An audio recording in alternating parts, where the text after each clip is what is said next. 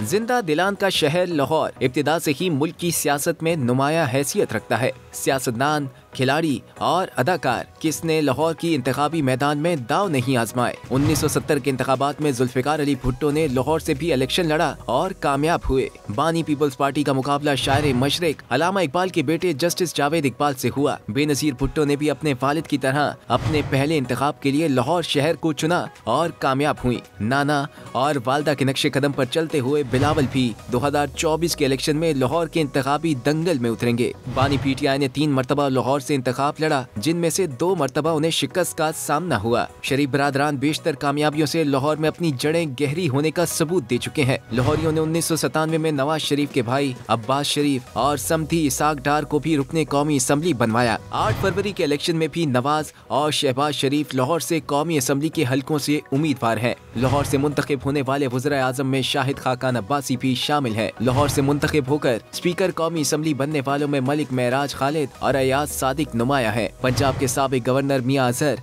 लतीफ खोसा, सलमान तासीर भी लाहौर के इंतखाबी मैदान में उतर चुके हैं। साबिक अमीर जमात इस्लामी काजी हुसैन अहमद ने 1993 का इंतखाब लाहौर के सरहदी हल्के से लड़ा। कौमी टीम के साबिक क्रिकेटर्स के लिए लाहौर इलेक्शन लड़ने का पसंदीदा मरकज रहा। हफीज कारतार, सरफराज नवाज और फजल महमूद ने इलेक्शन लड़ने के लिए लाहौर का ही इंतखाब किया। कौमी हॉकी टीम के अख्तर रसूल और कासिम जिया ने भी बागों के शहर से इलेक्शन में कामयाबी हासिल की। माहिर कानून एतजाज अहसन और साबिक सदर supreme court bar Hamid Khan भी लाहौर से इलेक्शन में हिस्सा ले चुके हैं। अजीम अदाकार कवी खान और लेजेंडरी मेजबान तारिक अजीज ने इलेक्शन लड़ने के लिए लाहौर का इंतखाब किया।